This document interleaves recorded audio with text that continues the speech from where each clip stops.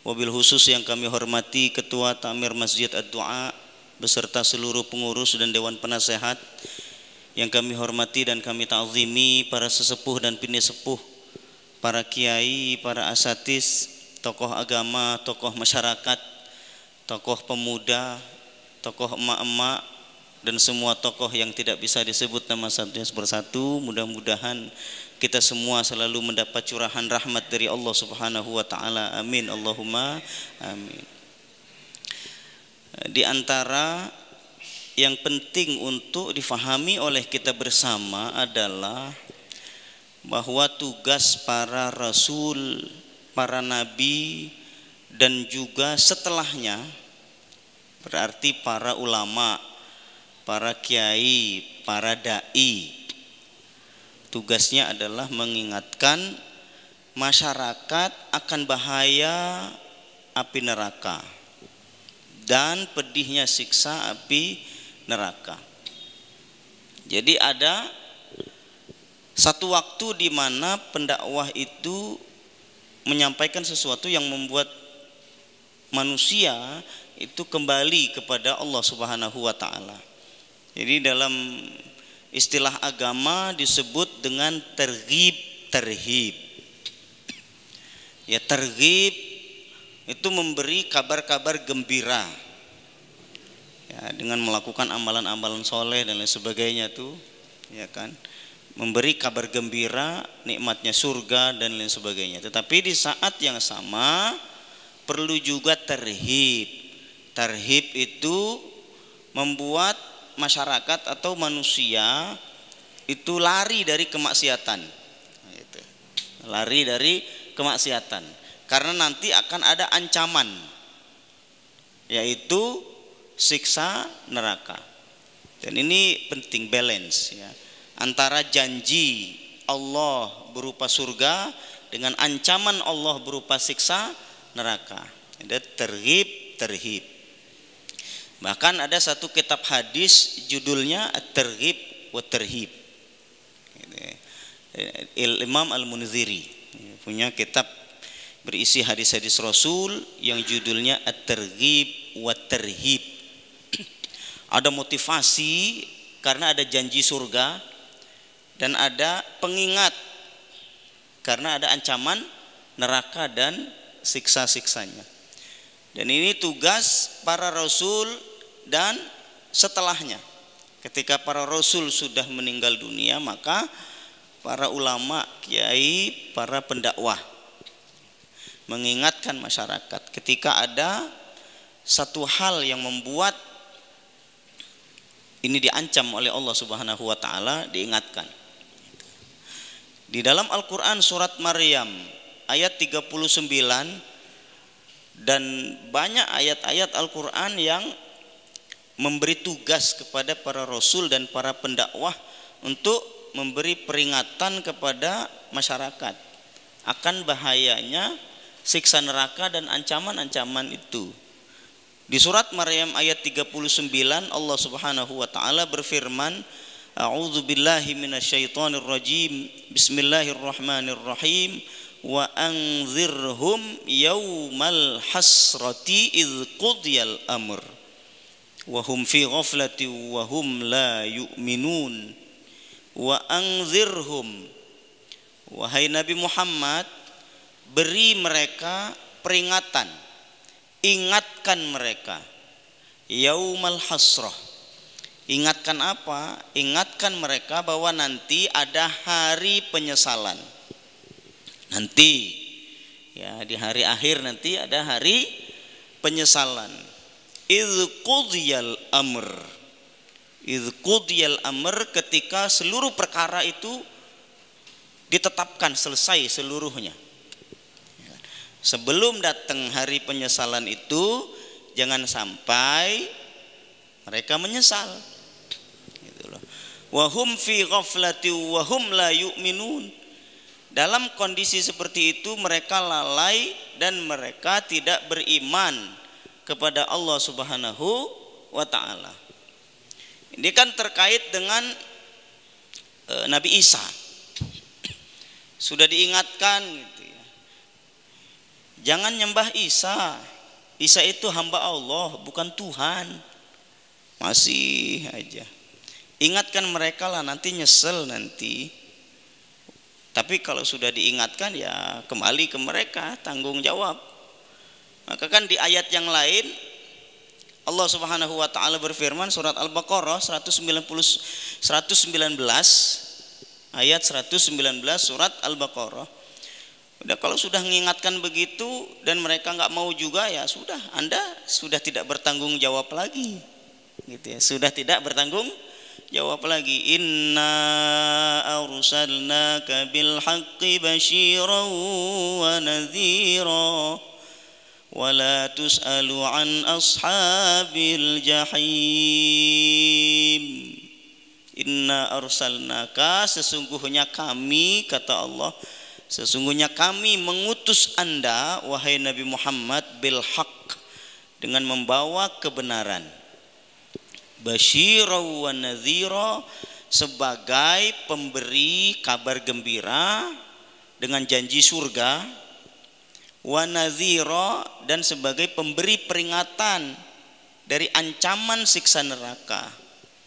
Kan gitu. Sudah mengingatkan, enggak mau juga. Wala tus'alu an ashabil jahim, Anda tidak bertanggung jawab terkait orang-orang yang masuk ke dalam neraka, karena sudah diingatkan ya, kecuali kalau tidak mengingatkan sama sekali, ya kan. Jadi dakwah itu bermacam-macam ya, bermacam-macam sesuai dengan kondisi dan bidang dia.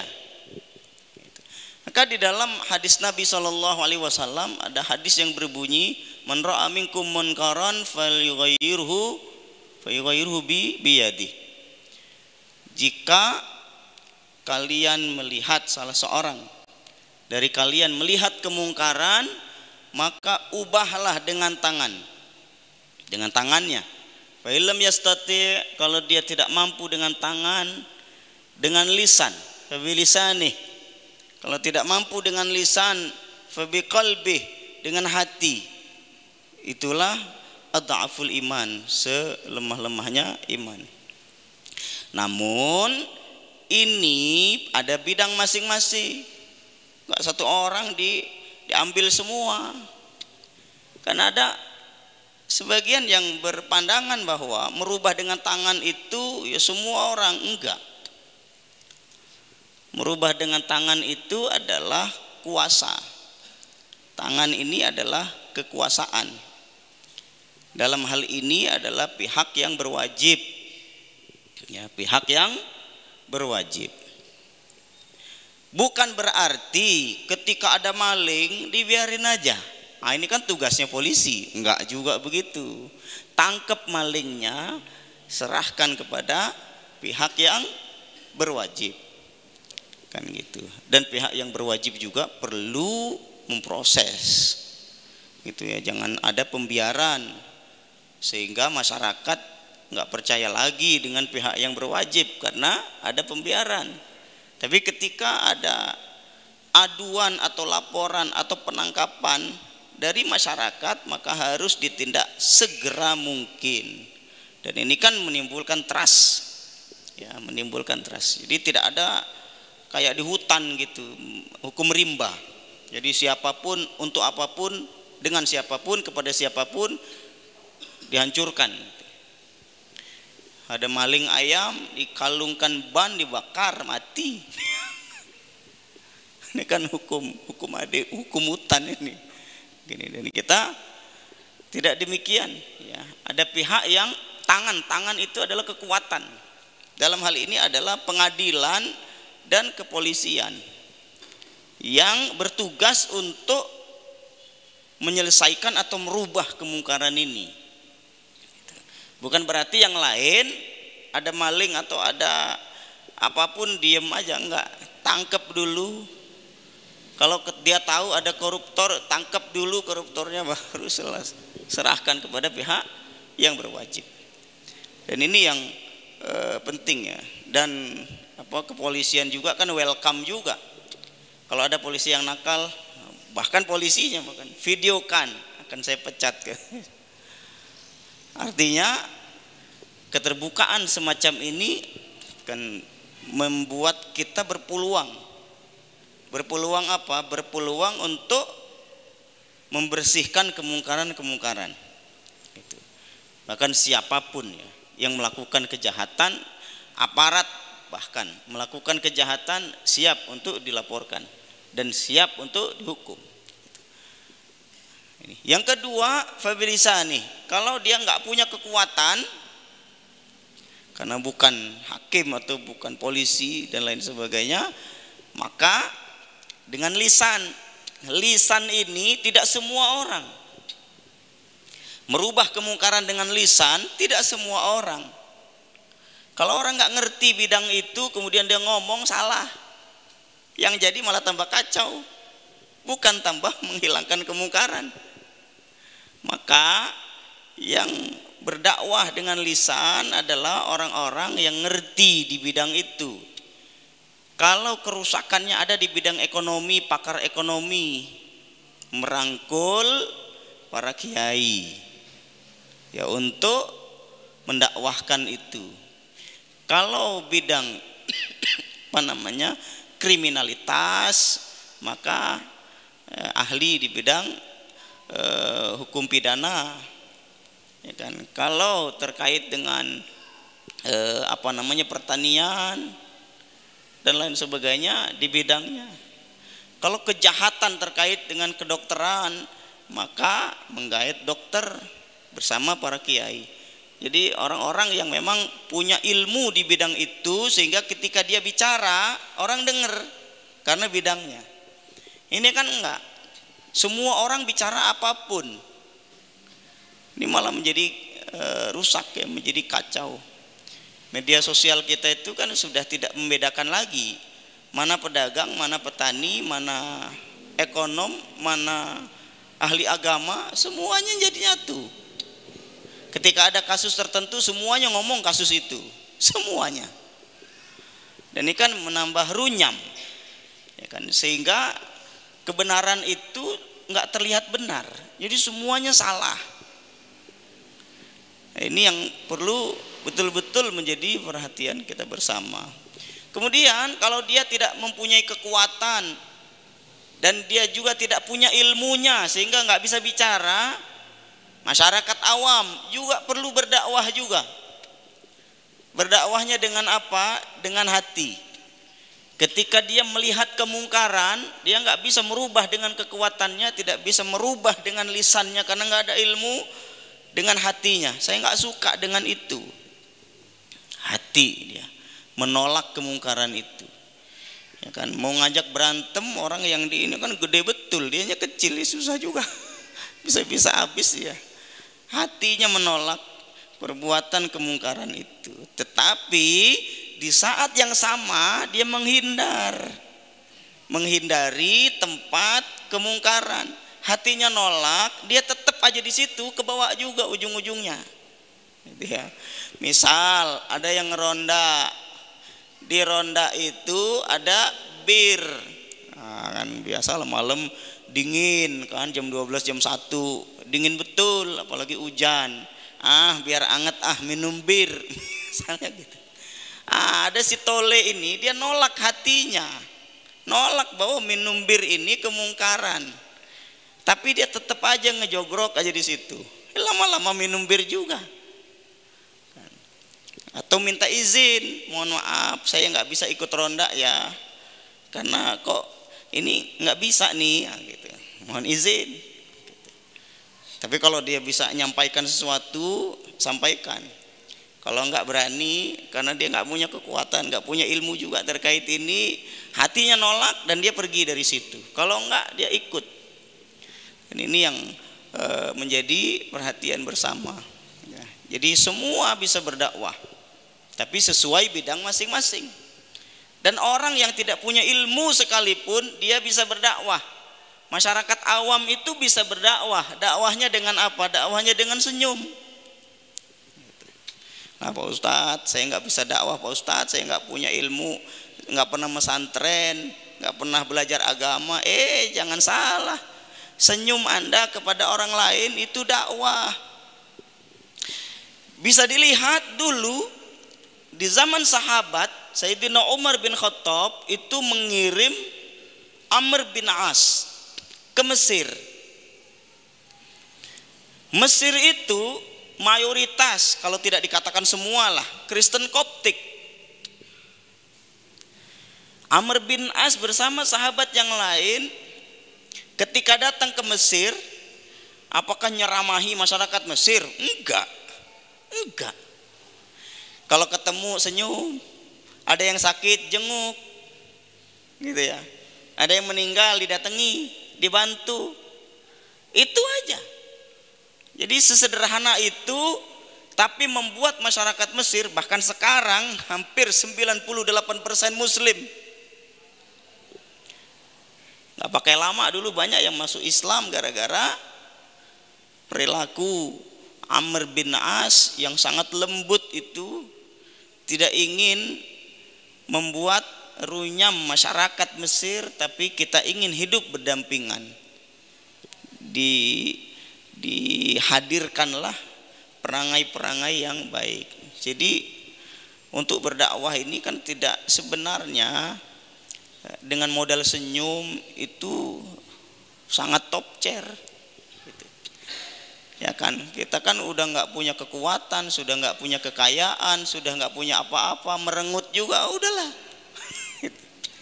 Jadi kalau orang yang punya kekayaan, dakwahnya dengan kekayaan, banyak-banyak sedekah, membantu orang. Kalau orang punya ilmu, dakwahnya dengan ilmu, ya kan.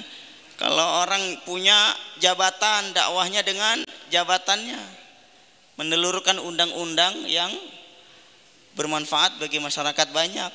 Jadi setiap orang itu bisa berdakwah. Orang nggak punya apa-apa, nggak punya jabatan, nggak punya harta, nggak punya ilmu, bisa berdakwah dia dengan akhlakul karimah. Dakwahnya dengan akhlak al-karimah. Bahkan ini yang sangat ditonjolkan oleh Rasulullah Shallallahu Alaihi Wasallam. Banyak masuk Islam karena melihat perilaku dan akhlak mulia Rasulullah Shallallahu Alaihi Wasallam. Di surat Al-Ahzab ayat 45-46 Allah Subhanahu wa taala berfirman, "Ya ayyuhan nabi, wahai nabi, inna arsalnaka syahidan wa mubasysyiran wa nadhira wa da'iyan ila Allah biiznihi wa sirajan munira." Ada 5 tugas nabi, juga setelahnya tugas dai. Yang pertama, syahidan. Sungguhnya kami mengutus engkau wahai Nabi Muhammad sebagai saksi. Sebagai saksi. Wa mubasysyiran, sebagai pemberi kabar gembira. Ada surga yang menanti. Wa nadhira, sebagai pemberi peringatan, ada ancaman neraka nanti kalau maksiat, kalau berbuat kemungkaran. Wa da'iyan ilallahi biiznih, dan mengajak orang lain menuju Allah, biiznihi, atas izin Allah Subhanahu wa taala. Wa sirajan munira, dan pelita yang menyinari. Itu kan pendakwah. Jadi dai itu menyinari, bukan membuat suram. Ya, kalau pendakwah kerjaannya marah-marah aja, isinya neraka semua, semua orang jelek semua. Nah, itu bukan pendakwah. Pendakwah itu balance. Ya, memberi kabar gembira, juga mengingatkan akan ancaman, dan dia menerangi. Ya kan, kalau ada orang yang datang ke dia, selesai urusannya, bukan menambah konfliknya, nambah panjang. Jadi Nabi Shallallahu Alaihi Wasallam dengan Masjid Nabawinya itu menjadi tempat solusi bagi semua. Jadi Masjid Nabawi itu bukan sekedar tempat ibadah spiritual, tapi juga ibadah sosial juga. Orang punya utang datang ke Masjid Nabawi lunas. Orang nggak punya pakaian datang ke Masjid Nabawi kayak Sulek. Ya kan, waktu Jumatan Sulek datang dari jauh, bajunya compang-camping. Nabi SAW katakan kepada para sahabat, coba kumpulin pakaian sih, kasih ke Sulek. Sulek akhirnya kan diberi pakaian oleh sahabat Rasulullah SAW. Nggak punya pakaian datang ke masjid, nggak punya tempat tinggal datang ke Masjid Nabawi. Jadi di belakang-belakang itu ahlu sufah.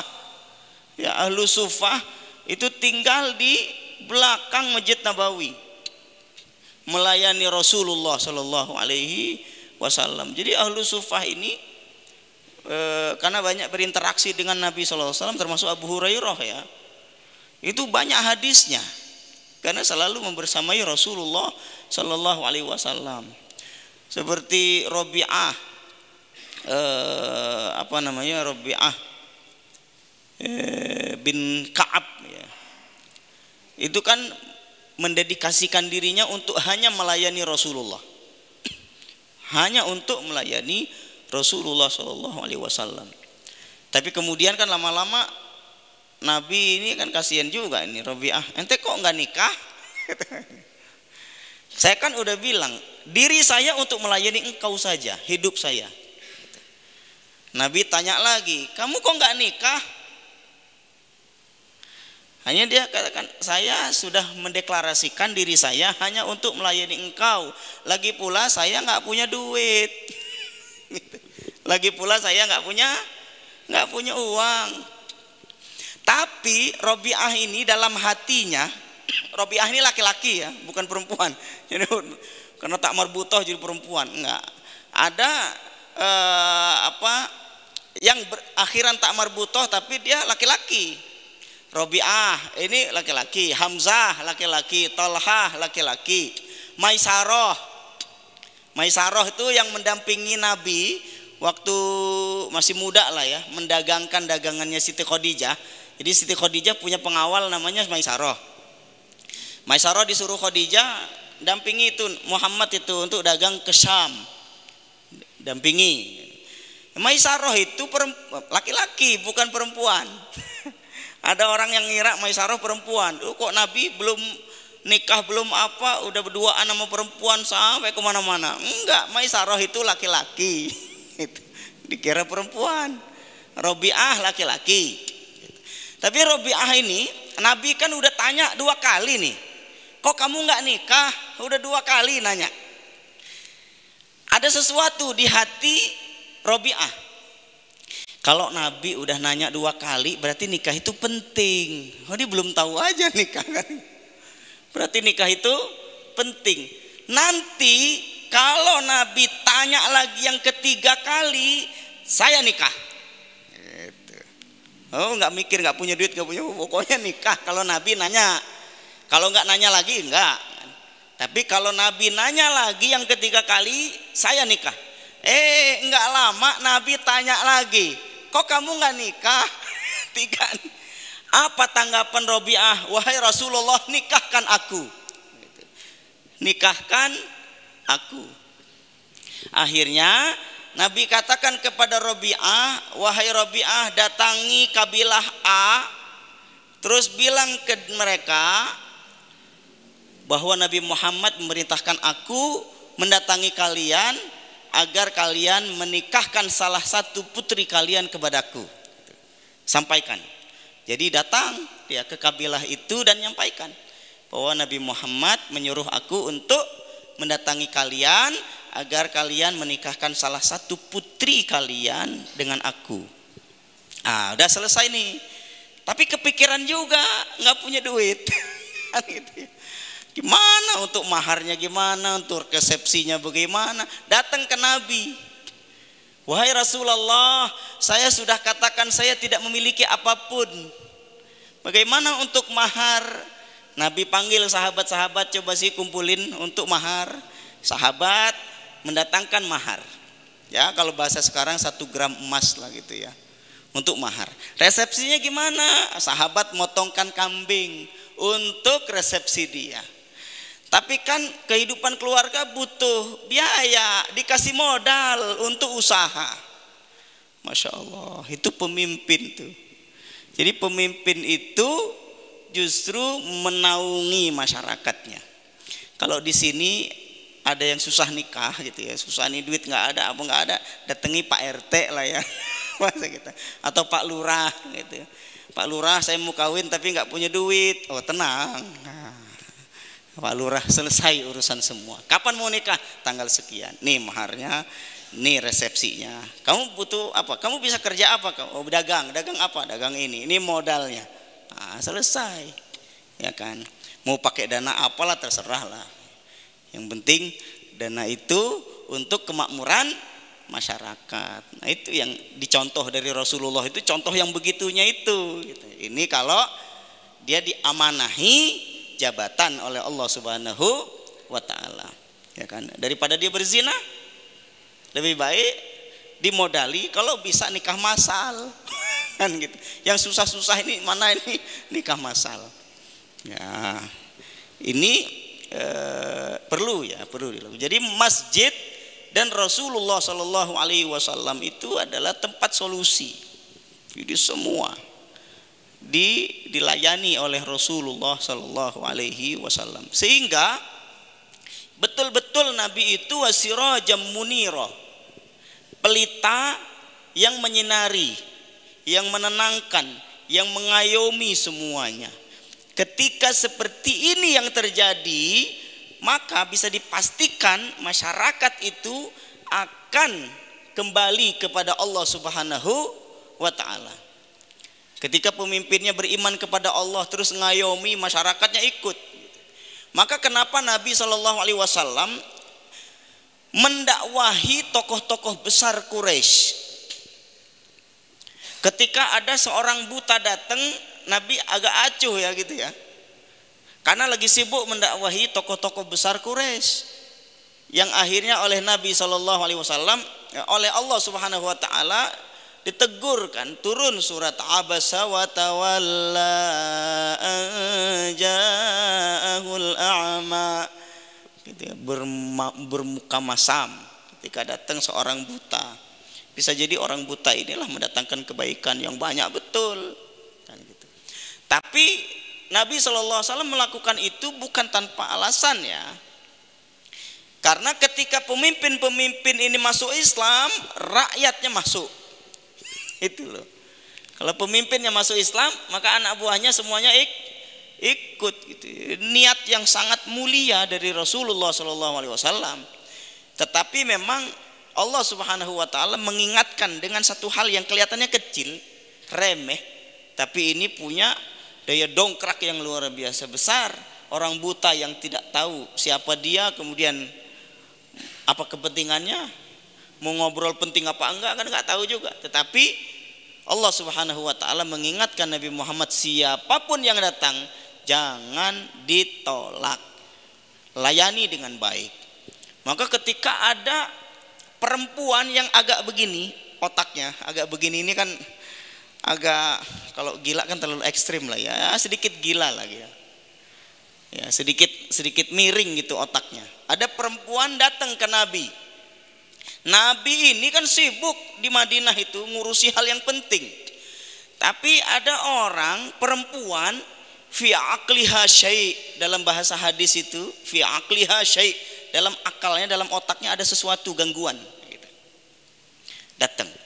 Tapi apakah Nabi kemudian risih gitu? Karena udah ditegur gitu. Siapapun yang datang layani gitu. Dilayani oleh Nabi SAW. Mungkin kalau kita yang didatangi barangkali udah kasih aja duit lah berapa gitu biar dia cepat pergi gitu. Risih ngelihatnya gitu. Ya, tapi Nabi SAW melayani. Perempuan ini bilang begini, wahai Rasulullah, inni ilaika hajah, saya ada perlu dengan Anda. Kemudian Nabi SAW menaruh perhatian kepada perempuan yang agak begini nih otaknya. Kemudian Nabi mengatakan begini, tunjukkan kepada saya bagaimana saya harus menyelesaikan masalah Anda. Ditunjukkan, dia diarahkan, Nabi ikut gitu ke satu tempat. Di situ ada problem, kemudian Nabi SAW menyelesaikan permasalahan perempuan itu tuntas. Padahal nggak tahu kan perempuan ini siapa, terus juga otaknya agak miring juga kan. Tapi oleh Nabi, karena diperintahkan oleh Allah untuk melayani siapapun, jangan pilih-pilih. Kalau penampilannya nggak meyakinkan ditolak, yang meyakinkan diterima, enggak lah, siapapun.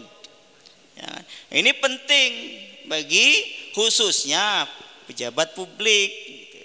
Maka membaca interaksi Rasulullah dengan orang lain itu kan menjadi bacaan yang penting. Ya, jadi perlu ya nggak tahu saya ada bukunya atau enggak gitu, interaksi Rasulullah dengan masyarakat. Cari aja lah gitu. Nanti kan banyak itu gaya-gaya Rasulullah SAW, bagaimana berinteraksi dengan masyarakat sehingga bisa disayangi oleh masyarakat, punya kenangan yang luar biasa. Sampai-sampai Sayyidina Umar ini kan merasa utang budi dengan Rasulullah SAW, sangat cinta kepada Nabi Muhammad SAW, lahir batin, tulang darah daging semuanya Rasulullah. Sampai-sampai karena sangat cintanya kepada Nabi, ketika ada kabar Nabi wafat, ngamuk, pedangnya dikeluarkan. Siapa yang bilang Nabi wafat, saya tebas lehernya. Apakah Sayyidina Umar ini menolak takdir? Gak percaya sama takdir Allah? Kan kalau ngelihat sepintas gitu kan kok nolak takdir gitu. Enggak. Beliau lakukan itu karena beliau sangat cinta kepada Nabi SAW. Gitu loh. Orang itu kalau udah cintanya betul-betul, itu kayaknya hampir nggak percaya. Kok begini nih terjadi? Gitu. Kok kayaknya nggak percaya gitu. Itu karena saking cintanya. Sampai-sampai Sayyidina Umar bin Khattab mengatakan begini. Kemudian ya untuk mengenang Rasulullah SAW. Jika Nabi Isa oleh Allah diberi kemampuan untuk menghidupkan yang mati, kemudian berbicara yang mati itu, orang mati atau binatang yang mati dihidupkan, ada nyawa kan? Ada nyawa. Bicara dia karena ada nyawanya. Engkau wahai Rasulullah lebih ajaib dari itu. Kambing dipotong-potong, disate, daging kambingnya ngomong. Lah gimana coba?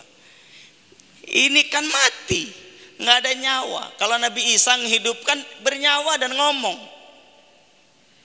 Tapi ini daging kambing disate oleh wanita Yahudi, sudah diracuni satenya ini. Kemudian ketika disuguhkan daging kambing yang disate itu, bilang ke Nabi, la ta'kulni fa inni masmumah.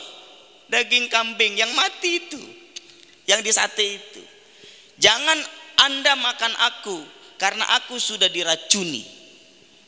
Masya Allah, ngomong tuh yang dagingnya sate itu. Kemudian Sayyidina Umar juga untuk mengenang Rasulullah SAW sehingga kecintaannya terus menerus walau sudah lama wafat. Sayyidina Umar mengatakan, Nabi Nuh itu doa agar hancur semuanya lah. Hancur semua, udah kesel betul dengan kaumnya ini. Sehingga ini diabadikan di dalam Al-Quran. Rabbi la tazar alal, yang inti artinya saya nggak hadir secara pas karena ayat Al-Quran ini juga. Ya Allah ya Tuhanku, hancurkan semua yang ada di muka bumi ini, orang-orang kafir, hancurkan semuanya rumah-rumahnya. Doa Nabi Nuh di surat Nuh ya. Tapi engkau wahai Rasulullah, jika engkau berdoa hancur kita, hancurlah semua kita. Tetapi engkau wahai Rasulullah, ketika dakwah ke Taif, terus ditolak oleh Taif, dilukai oleh masyarakat Taif sampai berdarah wajahnya. Kemudian malaikat gunung yang ada di Mekah mendatangi Rasulullah, perintahkan saja wahai Nabi Muhammad, aku akan lemparkan 2 gunungku di Makkah ke penduduk Taif biar hancur binasa. Apa kata Nabi Muhammad? Jangan. Saya berharap ada satu saja nanti di masyarakat Taif itu yang beriman kepada Allah. Gitu. Jangan. Bahkan Nabi SAW mendoakan, Allahumma ghfir li qaumi fa innahum la ya'lamun. Ya Allah, ya Tuhanku, ampuni kaumku. Ampuni kaumku fa innahum la ya'lamun, karena mereka nggak ngerti. Ya kan? Orang yang nggak ngerti itu kan dikasihani. Gitu. Orang yang nggak ngerti. Padahal kan kurang ajar itu sebenarnya, bukan kurang ajar, gitu kan. Tetapi oleh Nabi, ya Allah, memang luar biasa bapak bagi semua manusia ya. Mereka nggak ngerti, ampuni dosa mereka, dan berharap ada satu dari mereka yang beriman kepada Allah dari keturunannya. Tapi apa yang terjadi? Bukan satu, semua masuk Islam, ya kan? Coba bayangkan kalau gunung di Mekah itu ditimpakan ke Taif, Taif udah nggak ada sekarang. Tapi alhamdulillah wa syukurillah, karena sayangnya Rasulullah kepada kaumnya dan masyarakatnya, Taif sekarang maju luar biasa. Kalau haji umroh gitu kan ada tur ke Taif gitu kan, plus luar biasa. Di dalam Al-Quran juga di surat Al-Baqarah Allah Subhanahu wa taala berfirman, "Qul nahbitu minha jami'a fa imma ya'tiyannakum minni hudan faman tabi'a hudaya fala khaufun 'alaihim wala hum yahzanun walladzina kafaru wa kadzdzabu biayatina ulaika ashabun nar hum fiha khalidun." Orang-orang yang kafir dan mendustakan ayat-ayat kami, merekalah penghuni neraka dan kekal di neraka. Ini kan Nabi Musa, yakni qul nahbitu minha jami'a, ya kan. Ini diperintahkan oleh Allah Subhanahu wa taala untuk mengingatkan, kalau kafir, kalau mendustakan agama Allah maka neraka. Jadi mengingatkan masyarakat menjadi tugas para nabi, para rasul dan para pendakwah. Juga di samping mengingatkan itu, dia perlu menyinari masyarakatnya, perlu mengademkan masyarakatnya agar bisa dibawa menuju Allah Subhanahu wa taala. Demikian mungkin yang dapat disampaikan di kesempatan kali ini, mudah-mudahan bermanfaat bagi kita semua. Dan terakhir, masing-masing dari kita menjadi pendakwah sesuai bidang masing-masing. Billahi taufiq wal hidayah wal ridha wal inayah. Kita akhiri dengan membaca doa kafaratul majlis. Subhanakallahumma wa bihamdika nashhadu an la ilaha illa anta nastaghfiruka wa natubu ilaik. Billahi taufiq wal hidayah wal ridha wal inayah. Wassalamu alaikum warahmatullahi wabarakatuh. Kisah inspiratif, hukum Islam, adab seorang muslim, tata cara beribadah, amalan kehidupan, motivasi sukses dan cara bisnis, parenting Islam dan samawa.